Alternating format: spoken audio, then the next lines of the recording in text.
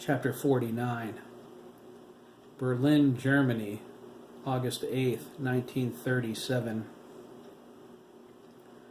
Dr. Gunther Bremen stood at the lectern center stage, staring out at the assemblage of medical professionals in the audience. His face was blank but flushed. He could hardly believe they were laughing at him. A fat swine of a man, Dr. Ephraim Rex, was doubled over in the front row. He was laughing so hard he was crying. Gunther's attention fell on him. His pig sweat pooled at the edge of his receding hairline. Gunther tried to force the man to have a stroke just by thinking about it. It didn't work, but the attempt filled him with satisfaction. His laughter was nothing compared to the others. Dr. Rex was a hack. The others made Gunther's blood boil.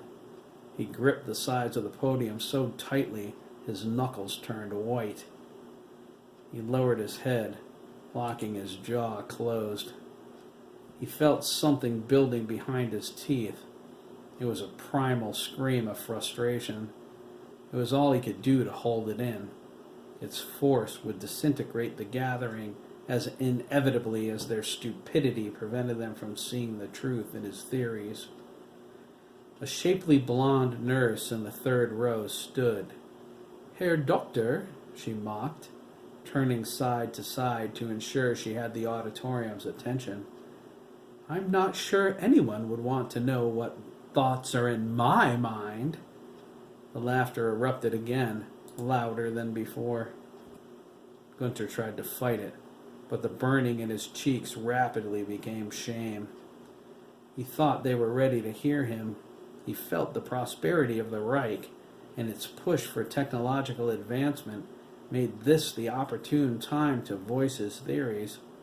He never dreamed his colleagues would turn on him so completely. He felt the stage vibrate with the force of their amusement. His 1-hour lecture would make him an object of ridicule throughout the German medical community. They left their seats, a writhing mass of guffaws. Gunther changed his mind as they emptied the hospital auditorium. It wasn't the ridicule of the Reich he would endure. By the time they finished sharing the joke with their friends and acquaintances, the world would mock his folly. He saw Dr. Rex struggle to get his girth through the doorway.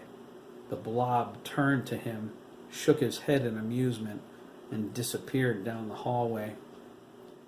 Gunther stood at the podium until the sounds faded to silence. "Unmitigated fools!" Gunther cried. He swept his arm across the top of the podium, scattering his lecture items all over the stage. His water glass sailed through the air and smashed somewhere in the first 3 rows. "They can't see the truth when it's right in front of them." Gunther tore the charts hanging behind him. He kicked the podium over. It hit the floor with a loud crash. The microphone whined its displeasure with a blast of feedback. Gunther turned toward the table at center stage. He picked up the wooden model of a human brain and threw it. It struck one of the seats, flipped over the top of it, and landed with a muffled thump. Gunther's eyes grew wide with outrage when it didn't shatter. Gunther wondered, is my rage that inconsequential? "Damn them!" he cried. The words from his lecture rifled through his mind as he searched for the place he lost their attention. Where did my theories turn their initial fascination to amusement? Where did I lose the facts I've spent a lifetime gathering? Why can't they see the truth? Do they think my years of research are nothing more than fantasy? The power exists. I know it does. I have seen it. Why will they not listen? Why are they not hearing me? Don't they know? Gunther asked, clenching his fists. Can they not see the potential? Do they not know what this power could mean to the future of the Reich? He turned, intending to storm off stage. Let someone else clean up the debris, he thought. It would serve them right for being so stupid. He was almost at the stage door when he heard someone clear their throat. Gunther's head snapped toward the rows of seats. Is someone still here? He felt the burn of embarrassment return to his cheeks. Gunther grabbed the arm of his glasses and moved toward the front of the stage. He searched the rows, trying to determine where the sound originated. He didn't have to search for long. The owner of the voice made his location known when he spoke. His dark tone made Gunther shiver. I can see what the power would mean to the Reich, Herr Doctor, the voice said. Gunther glared toward the back row center, where he made out the shadowy figure of a man sitting with his arms crossed. Who is there? Gunther asked, shielding his eyes from the stage lights. He strained, trying to give the shadowy form definition. Did you remain behind to mock me some more? Hardly, Herr Doctor, he said. I am not so much the unmitigated fool as your colleagues. He smiled. Gunther saw that clearly enough. I, for one, am very interested in your theories. Show yourself, Gunther demanded. His embarrassment rapidly became irritation. I have no intention of standing up here playing the idiot for your amusement. The man stood. I am not amused, Dr. Bremen, he corrected. If I had to choose a word to describe how I feel, it would be intrigued. Gunther watched him cautiously as he moved through the shadows toward the aisle on the right. His manner was stiff like his spine. His steps were purposeful. There was power in his presence. A silent foreboding made Gunther swallow hard. The man descended the aisle toward the stage. He wasn't a large man. His shape was hardly remarkable. His shiny leather boots came into the light. Gunther's eyes rose up the front of his smart black uniform. There was a swastika displayed on his left sleeve. He had a round face, a thin mustache, and wore wire spectacles. Gunther's stunned gaze met the piercing eyes and intense face of Heinrich Himmler.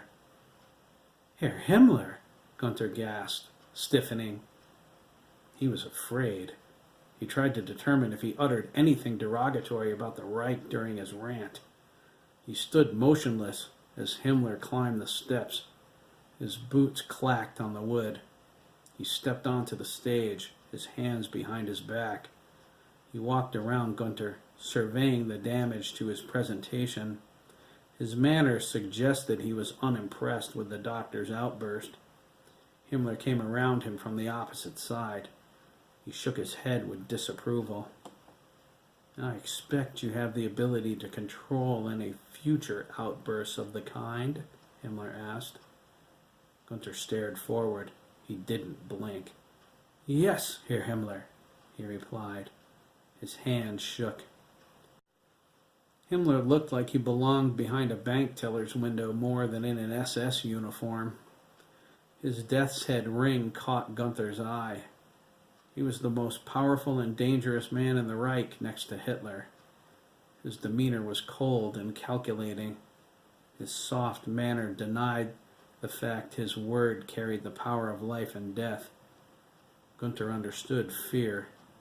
He lived through the Great War and the devastation Germany endured. He was no stranger to its clammy embrace. What he felt now was different. This was abject terror. His entire life flashed before him in the reflection off Himmler's glasses. Relax, Herr Doctor, Himmler said. There is much we need to discuss. He turned toward the row of seats and gestured with his head. Let's sit, shall we? I have a lot of questions. He walked back toward the steps. Gunther nervously asked, Before we begin what, Herr Himmler? Himmler turned to him, surprised. Haven't you guessed? He asked. I want you to come work for the fatherland. He descended the steps and sat in the front row in the center. He motioned for Gunther to join him. Gunther pushed his black hair back and adjusted his glasses. He moved quickly down the steps and sat on Himmler's right. He was very curious. What was the Reichsfuhrer of the Schutzstaffel, the head of the Gestapo, doing at an obscure lecture intended for the doctors in the hospital? Gunther worked as a staff physician here in Berlin. He invited his colleagues to share his theories after obtaining permission from the administration.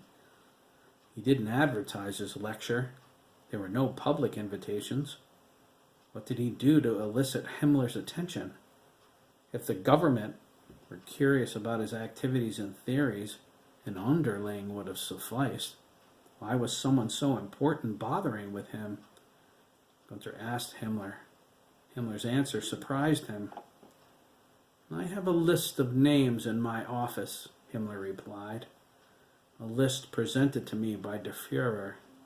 It is a list of people I've been ordered to watch. He shrugged. Not all for the same reasons, you understand. Der Führer asked you to, Gunther began. Himmler interrupted. Der Führer speaks fondly of you, Herr Doctor. He has watched your career with great interest. Gunther snorted. My career? I am a humble doctor surrounded by humble people living my humble life. I am probably the most unremarkable man in Germany. Himmler held up his finger. Until it comes to your theories, he corrected. You've drawn the attention of the highest levels of our government. He frowned. It eludes me why the Führer believes so vehemently in your hypotheses. I found them interesting, although fanciful. He managed a slight grin. Still, what I believe is irrelevant. I have my orders. And those orders are? Gunther asked. To provide you with everything and anything you need to make your theories a reality, Himmler said. His expression suggested he repeated the order exactly as he received it. He looked on Gunther with suspicion. He said, I have some questions for you first. I expect your answers to be short and honest. I have no patience for evasion. I am nothing if not forthcoming, Herr Himmler. The Reichsfuhrer stood and paced back and forth. He clasped his hands behind his back. He paused to glance at Gunther, his eyes searching. Gunther met his gaze with sincerity. Himmler resumed his pacing. What do you require from me to make your theories a reality? He asked, looking cautiously around the room. Gunther seemed surprised. An embarrassed smile grew in his face. Herr Himmler, he replied, my theories require an extensive study of the human brain. The processes involved would be unethical, at the very least. He crossed his arms and furrowed his brow. I'm not sure you would be of any use to me in this area. On the contrary, Himmler corrected, waving his index finger. The changes in our government have necessitated the building of several prison camps, Herr Doctor, with more planned for the future. I'm certain we could find ample volunteers to participate in your experiments. Gunther laughed. Himmler shot him a disapproving glare. Gunther regained his composure. I'm not sure they would volunteer for a process they might not survive, Herr Himmler. He lowered his head from the Reichsfuhrer's leer. My studies have been restricted to the hospital morgue. Dissection, that is the key. I am sure of it. He looked up. How would you entice someone to volunteer to be dissected? Himmler resumed his pacing. Many of the detainees are sentenced to death, Herr Doctor. How they die is less important to me than they die. Gunther gasped. Are you suggesting I murder in the name of science? Murder? Himmler asked, his back to Gunther. I would call it a mercy killing. Herr Himmler, Gunther said, I am not sure I could. Could what? Himmler snapped, whirling around. Gunther was stunned by his sudden ferocity. It faded quickly. How much value can you place on the life of a condemned man? He calmly asked. A murderer, a rapist. His face flushed. A traitor. The world belongs to those who have the stomach to do what needs doing. You are obligated by your heritage to do whatever is necessary to ensure your theories become a reality. You may have been born an Austrian, but the Fuhrer has determined we are all of the same blood. These are troubled times, Herr Doctor. Would you be prepared to kill the mongrel climbing in your window at night to cut your mother's throat? Gunther stared at him. Yes, I would. Of course I would. There, Himmler exclaimed, jutting his hand forward. You begin to see. Gunther shook his head. I'm not sure I follow. The men and women who will occupy the camps are the lowest dregs of society, Herr Doctor, Himmler insisted. You need not see them as human beings. Their actions and their history prove they are not. Herr Himmler, Gunther began. Himmler crossed the distance between them with 2 giant steps. He threw his arms out and grabbed onto the seat behind Gunther's head. He leaned into the doctor, their noses almost touching. When he spoke, his tone carried with it the subtle whine of mania. I am not here to debate you, Herr Doctor, Himmler said through his teeth. We will make your theories a reality, with or without you. He stood up straight and looked down at Gunther like an angry demigod. You can be a scientist, or you can be an inmate. The choice is yours. Are you threatening me, Herr Himmler? Gunther asked. Himmler smiled. Not at all, Herr Doctor. I'm giving you an order. Herr Himmler, Gunther corrected. I am a private citizen. I am not in the military, nor an officer under your command. You cannot give me orders. Himmler reached into his coat. He withdrew an envelope stamped with the government's official seal. He handed it to Gunther.